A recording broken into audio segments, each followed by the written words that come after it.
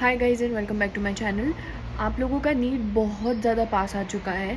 सो मैंने ये सोचा है कि मुझे वो सारी चीज़ें आपको देनी है जो मेरे पास है ऑलरेडी। लाइक मेरे पास नोट्स है, मेरे पास मटेरियल है एंड मेरे पास थोड़ा सा नॉलेज है। तो मैं ये चाहती हूँ कि लास्ट मंथ में मैं आपको कुछ ऐसी चीज़ें करवाऊँ जिससे कि आपको नीट में ना बहुत ज़्यादा हेल्प हो। जैसे कि आप सबको पता है कि मेरा नीट में जो है 150 प्लस स्कोर था and I think I can help you guys now to score 150 plus. So मैं ना मैं ट्राई कर रही हूँ कि मैं आपको जितने भी डिफ़िकल्ट टॉपिक्स हैं वो मेरे शॉर्ट नोट्स के थ्रू आपको कंप्लीट करवा दूँ। ये शॉर्ट नोट्स हैं, ये magnetic effect of current, alternating current, ठीक है, उन सब के शॉर्ट नोट्स हैं जो मैंने बनाए थे। You can see alternating current. तो इन सब के शॉर्ट नोट्स हैं। ये शॉर्ट नोट्स को ही मैं ना लास्ट टाइम पे पढ़ा करती थी।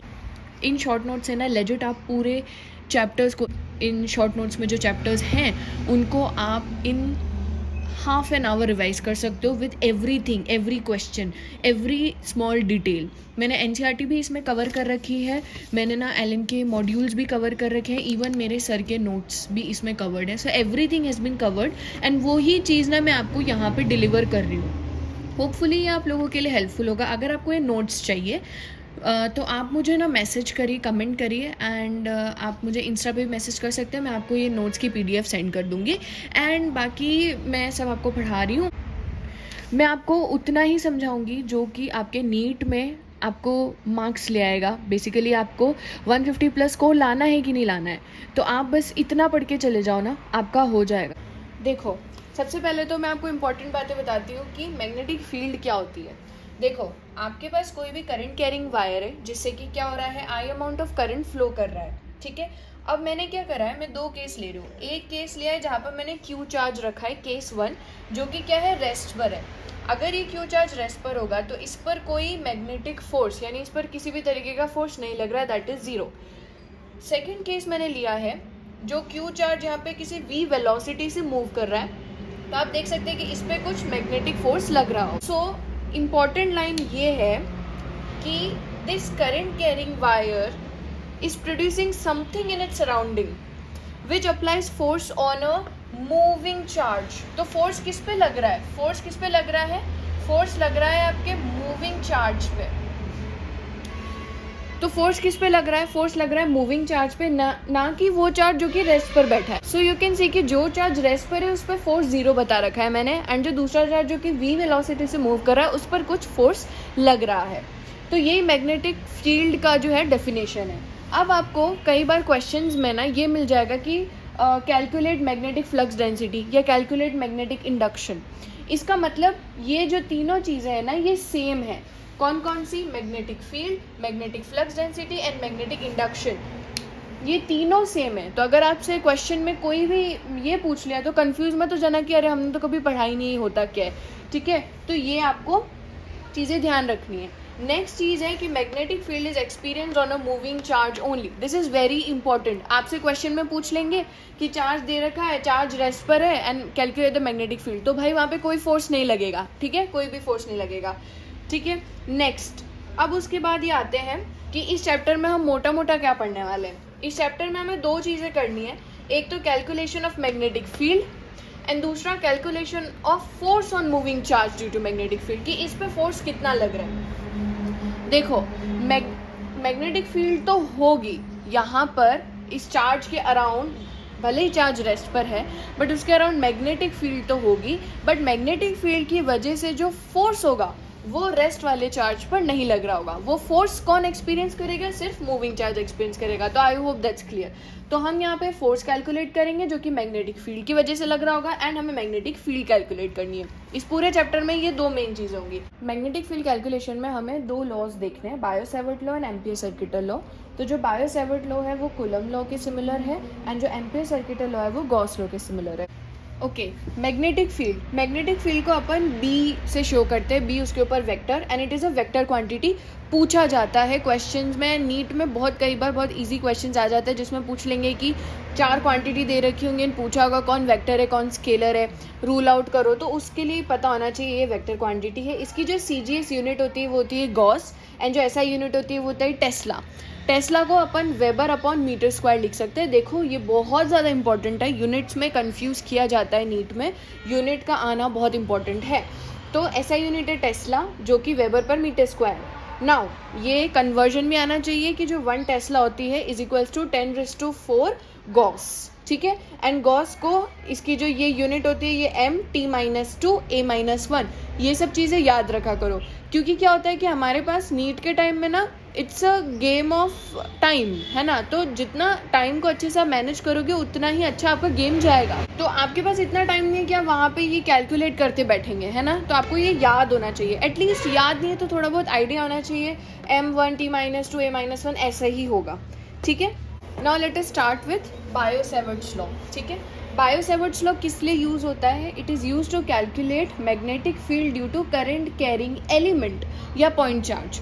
सो अगर आपको क्वेश्चन में ऐसा वायर दे रखा है तो हम पूरे वायर से तो नहीं कैलकुलेट कर सकते, हमें क्या करना पड़ेगा, हमें एक एलिमेंट लेना पड़ेगा। जैसे मैंने यहाँ पे एक छोटा सा पार्ट ले लिया है, तो वो एलिमेंट लेंगे हम लोग एंड उस एलिमेंट की वजह से हम लोग मैग्नेटिक फील्ड कैलकुलेट करेंगे। तो या तो करंट एलिमेंट होगा या पॉइंट चार्ज होगा। अब कैसे करते हैं, ये वायर लिया है, ठीक है, इसमें DL लेंथ का मैंने क्या लिया है, एलिमेंट लिया है। अब उस DL लेंथ की वजह से मेरे को यहाँ P पॉइंट पे DB कैलकुलेट करना है। दोनों की डिस्टेंस है R, ठीक है, सब वेक्टर में चल रहा है। एंड ये जो एंगल है यहाँ पे मैंने थीटा किया है।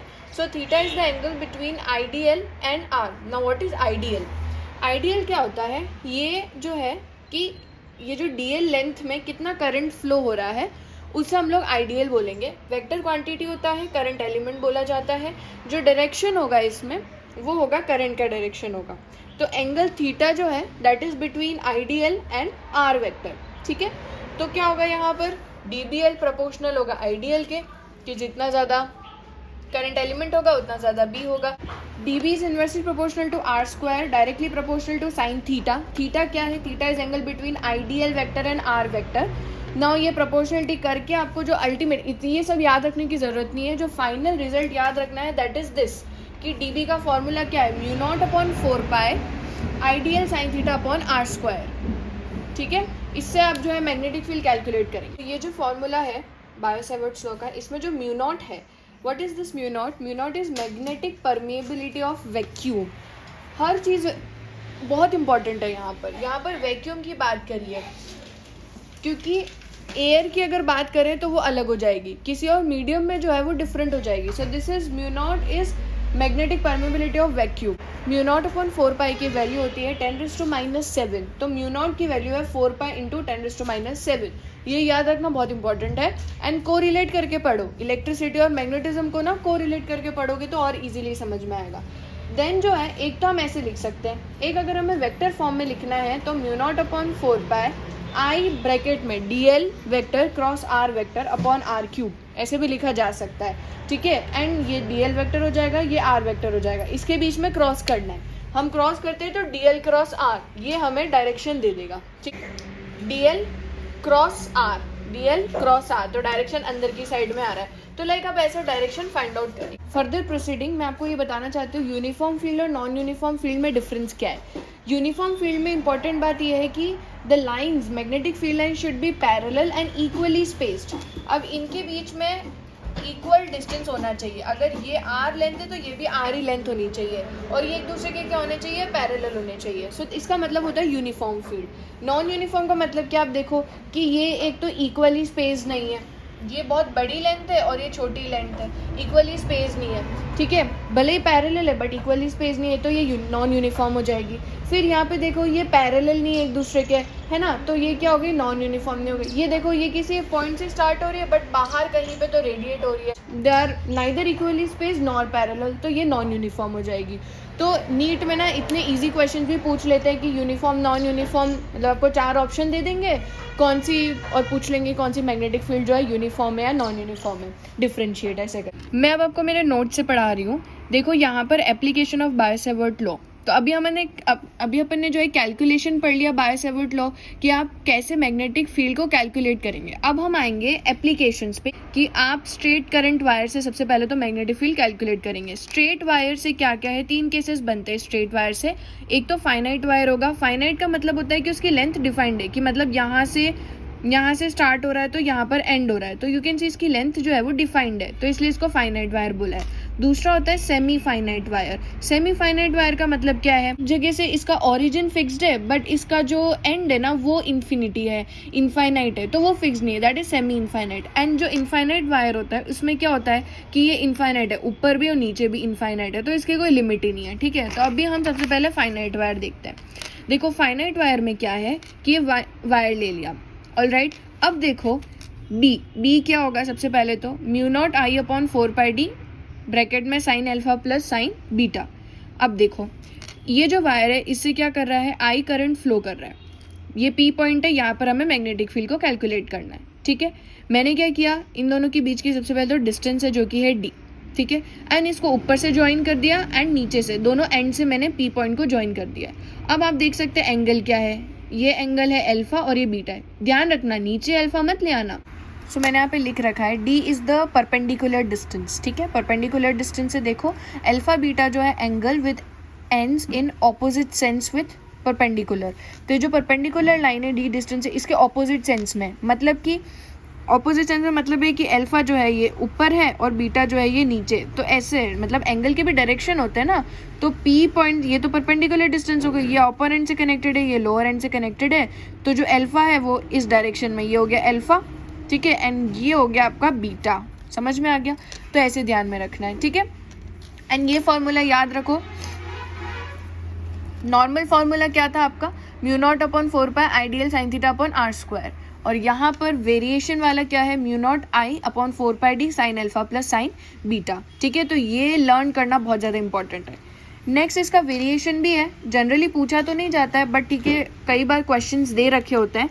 तो देखो यहाँ पर क्या है, आप देख सकते हो वायर की लेंथ क्या है, वायर है इतना, ठीक है, ये ए पॉइंट और ये बी पॉइंट है, और पी पॉइंट है वायर के नीचे। तो मैं बना के बताती हूँ, फॉर एग्जाम्पल ये है मेरे पास वायर, ठीक है, ये इसका ए पॉइंट है, ये इसका बी पॉइंट है, ठीक है। अब जो पी पॉइंट हमें दे रखा है वो पी पॉइंट हमें दे रखा है यहाँ पर नीचे, तो पहले पी पॉइंट इनके बीच में दे रखा था, अब नीचे आ गया। तो अब अपन क्या करेंगे, अपन पहले तो आप ज्वाइन कर लो, ए पॉइंट को मैंने इससे ज्वाइन कर लिया, बी पॉइंट को भी मैंने क्या करा, पी पॉइंट से ज्वाइन कर लिया। अब मैं क्या करूँगी, इसको यहाँ पर एक्सटेंड कर दूंगी नीचे, क्योंकि मेरे को डी चाहिए, राइट। डी क्या होता है, डी तो परपेंडिकुलर डिस्टेंस है, तो मैंने इसको नीचे एक्सटेंड किया एंड यहाँ से मैंने जो है परपेंडिकुलर डिस्टेंस डाल दी, दिस इज डी, ठीक है। अब बात आती है एंगल की।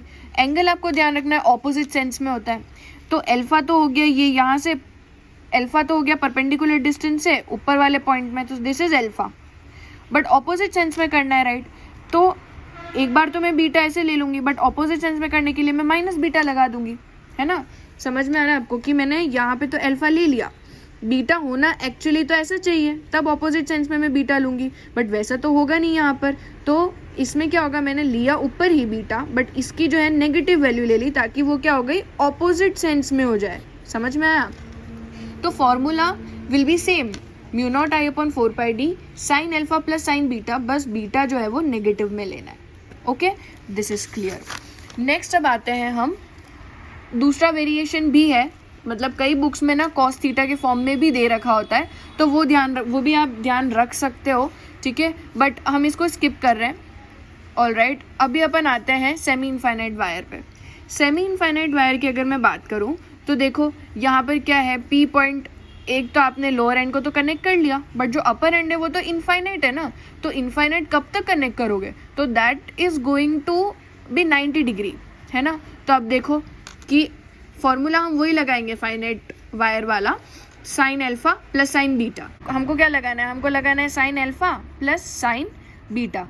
तो अब देखो अल्फा होगा, मतलब एक तो अल्फा तो हो गया साइन 90 हो गया, ठीक है, और जो बीटा हो जाएगा, बीटा क्या हो जाएगा, बीटा तो 0 हो गया, यहाँ पे तो कोई एंगल ही नहीं बन रहा है, तो ये हो गया साइन 0। तो यही मैंने यहाँ पे लिखा है sine 0 degree plus sine 90 degree, तो इसकी वैल्यू होती है 1, तो यहाँ पर b की वैल्यू क्या आ जाएगी, b is equals to mu naught I upon 4πd, ठीक है, ये चीज़ ध्यान रखना। नेक्स्ट आता है इनफाइनाइट वायर। इनफाइनाइट वायर में तो चाहे वो अल्फा होगा चाहे वो बीटा होगा, दोनों की वैल्यू 90 हो जाएगी। तो मैं यहाँ पर साइन 90, मतलब फिर दोनों की वैल्यू क्या हो गई, 90 हो गई ना, तो यहाँ पे क्या हो जाएगा, sine 90 degree plus sine 90 degree, तो क्या हो जाएगा, ये हो गया, इन दोनों की वैल्यू क्या है, 1 + 1 दैट इज 2, तो b is equals to mu naught I upon 4 pi D into 2, so that is b is equals to mu naught I upon 2 pi D. ठीक है, तो ये ध्यान रखना है. सेमी इनफाइनाइट वायर में mu naught I upon 4 pi D, infinite wire में mu naught I upon 2 pi D.